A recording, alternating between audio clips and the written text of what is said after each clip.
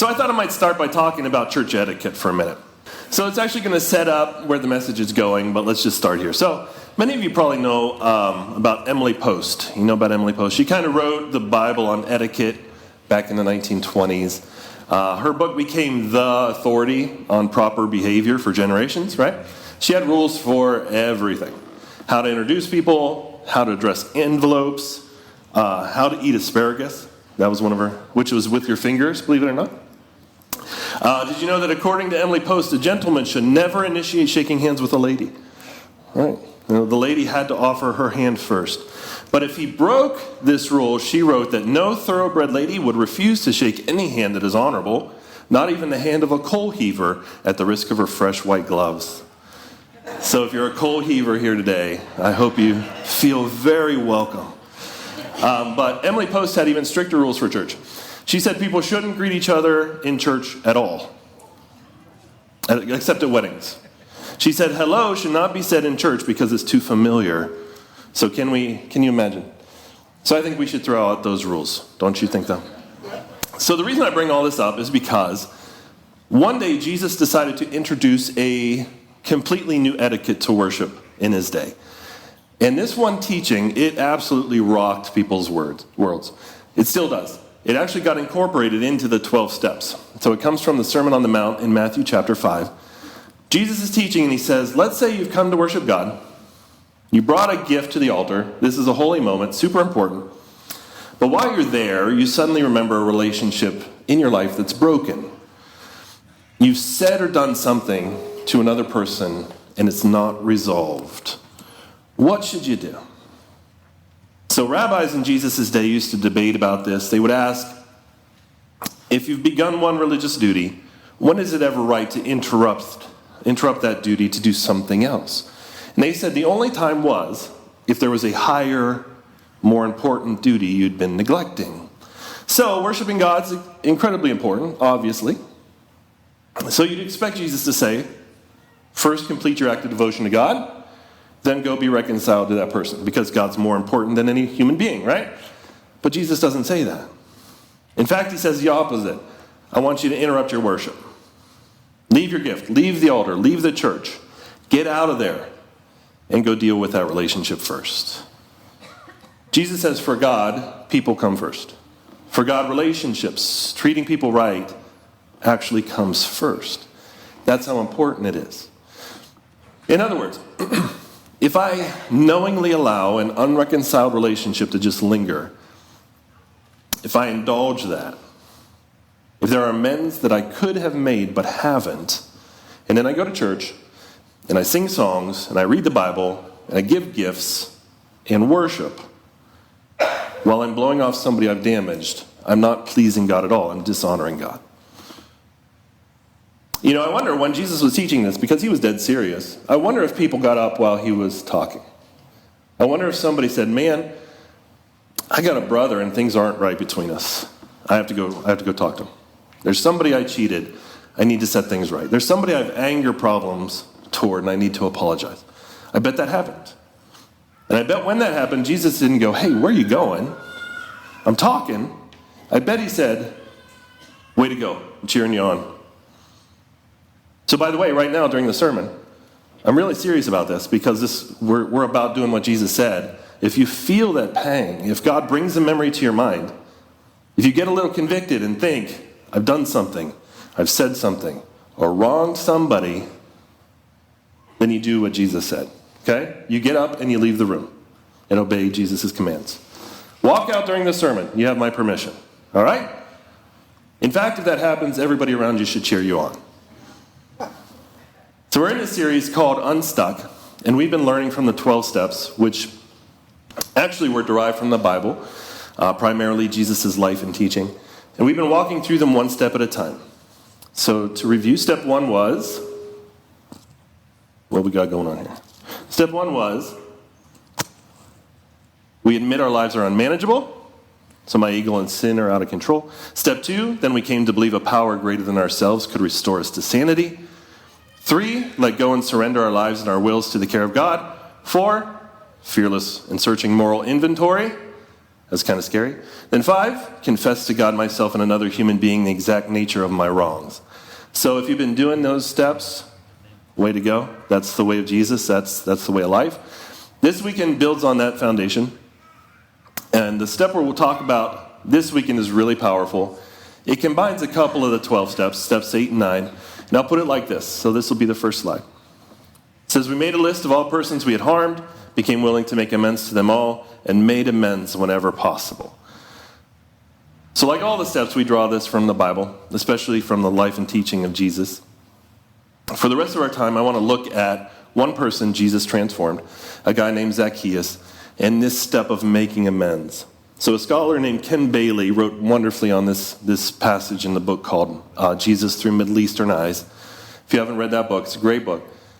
He pointed out that this story of Zacchaeus is loaded with the kind of dynamics that make the amends step really hard, but also really freeing. So let's walk through this story. Look at Zacchaeus making amends, and then it's going to be my turn and your turn. So here we go. This is the next slide. This is from Luke chapter 19. Starts this way. Jesus entered Jericho and was passing through. So pause. Luke deliberately lets us know Jesus is just passing through. He's not planning to stay in Jericho, which means everybody in this town, Jericho, would have been quite disappointed. Because in ancient times, when a famous celebrity, a famous rabbi at this point, like Jesus, came to town, people would get really excited. Jesus drew huge crowds. He would heal the sick, he'd feed the hungry, he'd bless little kids. A town like Jericho would carefully select someone to host this visiting rabbi. They didn't have many hotels back then, so they would choose somebody who would reflect honor on their village. But Luke tells us he ain't staying. He's moving on. All right, next slide. Luke 19, 2 through 4. A man was there by the name of Zacchaeus. He was a chief tax collector and was wealthy. He wanted to see who Jesus was, but because he was short, he could not see over the crowd, so he ran ahead and climbed a sycamore fig tree to see him, since Jesus was coming that way. Honestly, tax collectors have probably never been loved in any country. They were especially hated at this point in Israel. There's a bunch of ancient sayings about tax collectors. They're great. Here are a few. The tax collector's quill writes in the ink of others' tears. That's what they would say about tax collectors. A tax collector at your door is like winter and summer, unexpected and unwelcome. A tax collector's conscience is as empty as his victim's purse. I like this one. Better to face a lion than a tax collector. The lion will only take your life.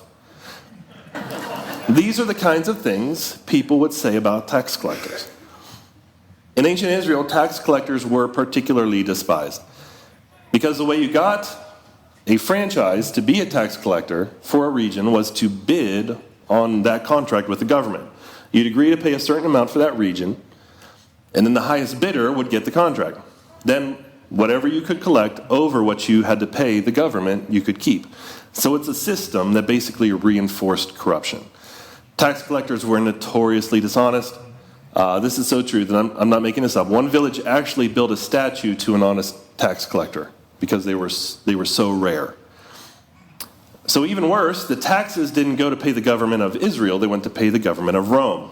Rome was oppressing Israel, so tax collectors were viewed not only as corrupt, but as traitors. Traitors to God, traitors to God's people. Some rabbis actually thought it was okay to lie to a tax collector. All right, that God was fine with it. In case you're wondering, that's not in the Bible, but some rabbis taught in Jesus' day. Tax collectors were considered unclean. You couldn't touch one or you'd become unclean yourself. You couldn't go to their home. You couldn't eat a meal with them. So Zacchaeus is a tax collector, and not just any tax collector. He's a chief tax collector, meaning he's wealthy. He has people working for him, and people hate him. They wish he would die. But he wanted to see Jesus. Now, why would he, a tax collector, want to see Jesus? Well, I think it's because he's heard these strange stories about Jesus. That Jesus has a soft spot for tax collectors. Jesus would eat with tax collectors. He would hang out with them, go to their parties. One of his followers was actually a tax collector. So Zacchaeus decides he wants to see this rabbi. But there's a problem. Zacchaeus is vertically challenged. He knows if he's in a crowd, he's not going to be able to see over the people, and they're never going to make way for him. So Luke says he runs ahead of the crowd. So that's a little undignified for a wealthy, powerful man in that culture. He climbs a tree. That's very undignified for a wealthy, powerful guy. Luke tells us he climbs a sycamore fig tree. Now, he tells us that for 3 reasons. One, they had really low horizontal branches, easy for a short guy to climb. They had big leaves, handy for hiding if you're unpopular. And according to ancient instructions, sycamore trees had to be grown at least 50 cubits outside a village. The idea here is that Zacchaeus wants to see Jesus without anybody seeing him see Jesus. So he goes outside the village to this tree and he climbs up to hide. But no luck. Jesus gets to the tree and the crowd's still with him. He walks by the tree and then Jesus actually calls Zacchaeus by name. How does Jesus know his name? Jesus didn't live in Jericho. It could be miraculous knowledge, but Ken Bailey suggests that the most likely scenario is that the crowd follows Jesus out of town and somebody spots Zacchaeus in the tree and they start pointing him out. And this is the crowd's chance to let him have it. People can't insult him to his face in town. He could tax them to death. But from the anonymity of a crowd, they could taunt him. And they do. And Zacchaeus is humiliated. Jesus sees what's happening and stops. This is a really powerful moment. The crowd waits, knowing what Jesus is going to say, because he's a prophet. He's going to say something like, Zacchaeus, you've betrayed God and your people. Clean up your act, repent, straighten out your life. There's no place in Jericho for somebody like you. And there'd be this massive applause for a speech like that. Jesus doesn't make that speech. Jesus looks up in the tree and he says this. This is the next slide. Zacchaeus, come down immediately. I must stay at your house today. So Zacchaeus, he came down at once and welcomed him with joy. Probably the first time Zacchaeus has felt any joy in years. But nobody watching is feeling any joy at all, right? When I was a kid, we used to sing a song in Sunday school. Zacchaeus was a wee little man, and a wee little man, he climbed up in a sycamore tree.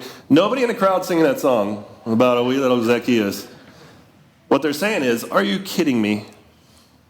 The worst scum in town, now Jesus is going to stay in Jericho at his house. Are you kidding me? Next slide. All the people saw this and began to mutter, he, that's Jesus, has gone to be the guest of a sinner. You know what's happening here? Jesus is taking the condemnation that had been directed at Zacchaeus, justly directed at him, and he's putting it on himself. Think about that for a minute. Jesus is saying to this tax collector, to this sinner, to this hated, treacherous, traitorous thief, I'll sit at your table. I'll sleep in your guest bed. I'll eat from your chair. I'll put myself in your place. In that culture, sharing a meal with someone wasn't casual like it is today. It meant total identification with them. So Jesus is basically saying, I choose to be associated with you, Zacchaeus, even if it means the crowd turns on me too. And they did turn on him. The religious folks were scandalized. He's eating with sinners. Doesn't he know who this man is? Doesn't he care about staying clean? But Jesus, the perfect rabbi, is taking the uncleanness of a sinner on himself for the sake of love. He's not worried about his reputation. This little scene in Jericho is really a preview of the cross. Jesus stepping into our place, taking our shame, bearing our rejection, all because he loves us too much to leave us hiding. So they go to Zacchaeus' house. Most likely they're having dinner in a courtyard area where folks could watch, because back then dinner at the wealthy homes were kind of a public event. And now Zacchaeus starts to churn inside, I think. Part of him is thrilled that Jesus chose him. But I think he's also acutely aware of the hostile crowd just beyond the gates.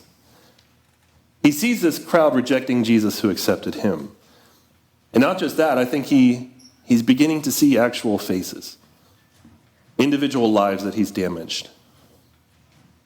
Like there's that widow. He remembers how he manipulated the tax code to seize her family farm. He's like, where does she sleep now? Who provides for her? And those two children begging for scraps. Their father died owing taxes. Zacchaeus took everything, even the inheritance that should have sustained them. There's that former merchant, once respected in the community. Zacchaeus extorted so much from his little shop that the business collapsed. The man's son became so angry at the system that he joined a rebel group, and the Romans executed him. And now the man has lost everything, his livelihood, his only child. I think for Zacchaeus, now that he's with Jesus, everything looks different to him. When Jesus comes into your life, you look at people differently. And I think what's happening is that Zacchaeus is suddenly seeing the ripple effects of all his actions. When I harm someone and don't make it right, that person carries those wounds into other relationships. So one broken relationship becomes 5, becomes 20. The ripples of Zacchaeus' greed had created waves of destruction throughout Jericho. And this is why step 8 and 9 are so powerful.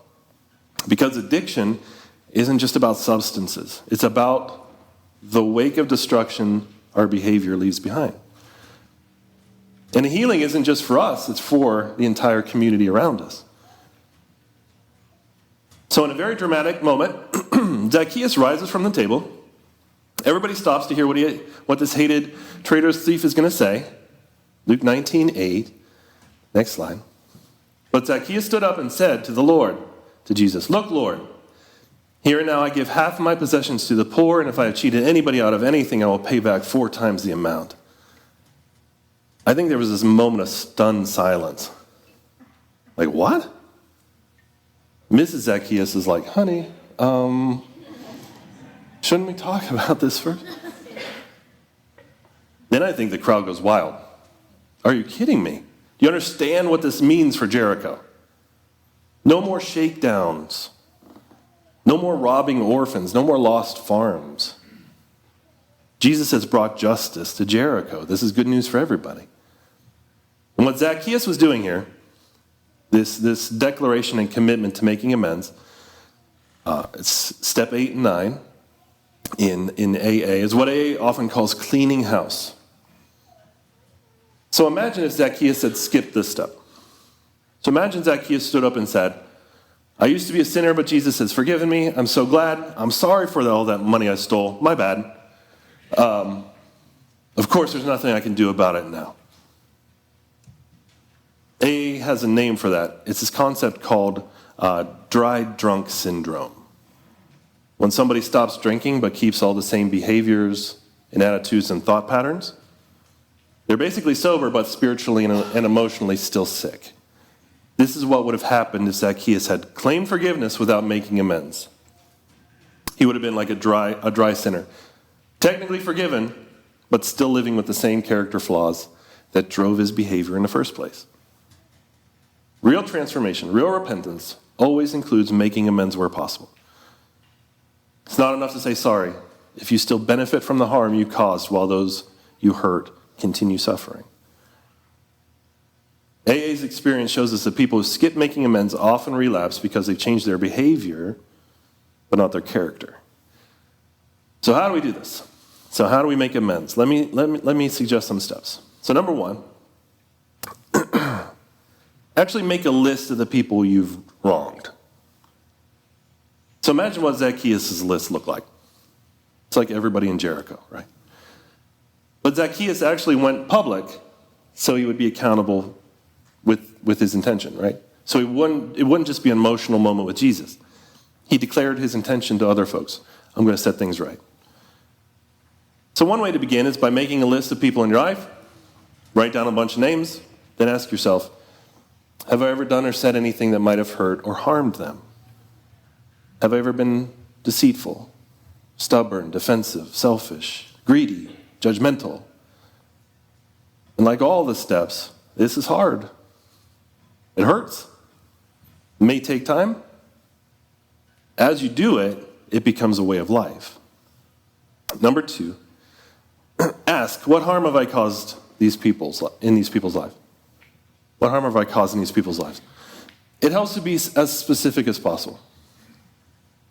So as an example, a while back, Katie was cleaning out some stuff from the basement, and she had this box of stuff that was too big for the garbage can, so she left it on the porch. So I could take it and get rid of it. Well, it's there for a few days, and so Kate asked me, are you going to take that box out? And I said, oh, I didn't realize that was the plan.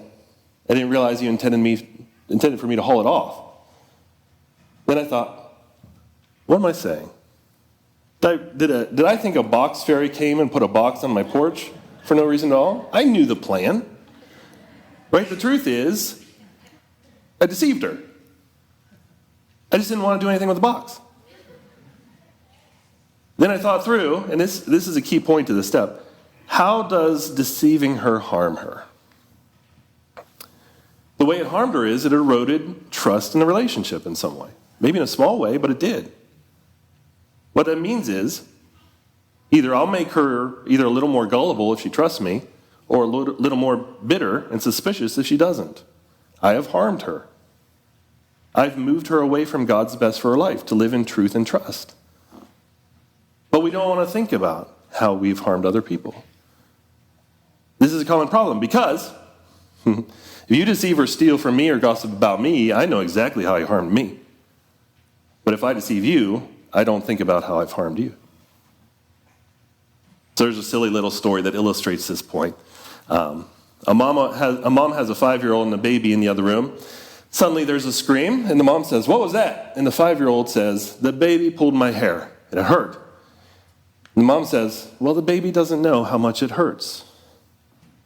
A few seconds later, there's another scream. The 5-year-old says, now the baby knows.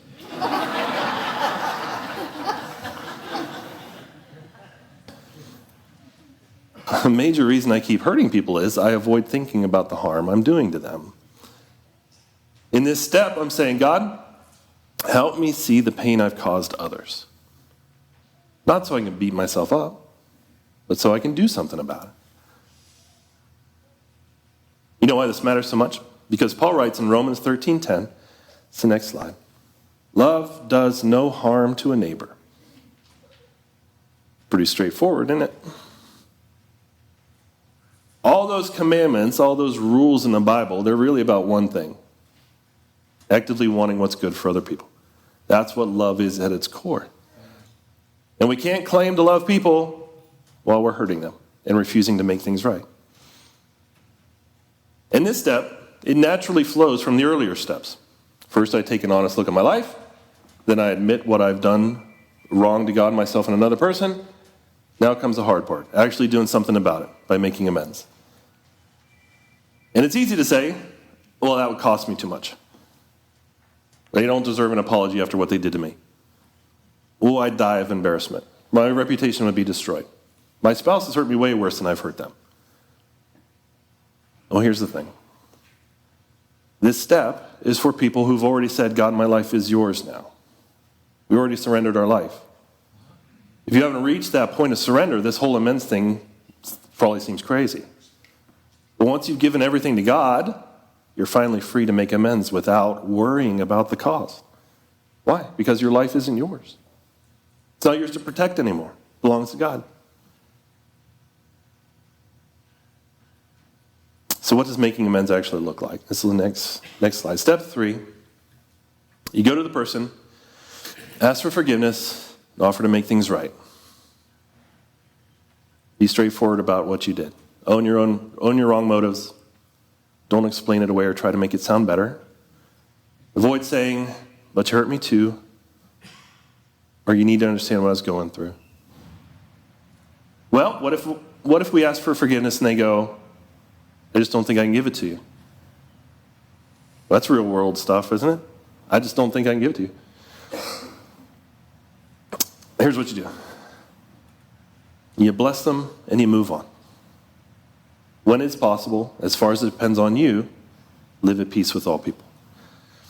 You've owned your sin before God. You've owned your sin before them. There's nothing more you can do except pray and continue to pursue that transforming work of grace in your own heart, in your own life, to learn from your sin and move forward. Move forward into what God has for you. Praying in time, God will grant them the ability to forgive. Well, what if they don't? They might not. Sin's awful. Sin breaks stuff. Can things be restored and made right? Yes, absolutely.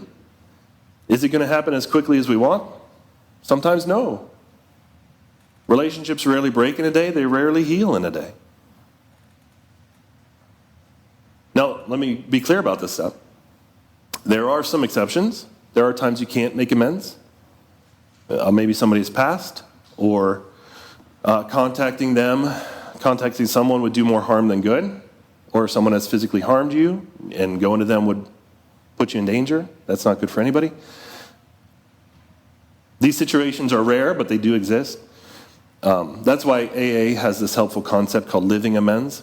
These are for situations where direct amends aren't possible or might cause more harm. Living amends means consistently changing your behavior to show you've genuinely changed. So if you were absent from your kids, a living amends might be to showing up reliably now. If you gossiped at work, a living amends is becoming someone who speaks well of others. This gives us a way to make amends in situations where direct conversation isn't the best approach. So when Zacchaeus says he'll give half his wealth to the poor and pay back 4 times what he stole, he's not just fixing like past mistakes. He's declaring, this is who I am now. Making amends is about aligning our behavior with our identity in Christ. This explains why Jesus immediately says, salvation has come to this house. He saw that Zacchaeus' identity had fundamentally shifted from tax collector to child of God. I want to tell you, salvation still comes. When it does, it brings what AA calls the promises. The promises are a set of assurances found in Alcoholics Anonymous' big book that describe the positive changes people experience after working through their recovery program, particularly making amends. So let me share with you some of these promises that AA members see fulfilled in their lives after making amends.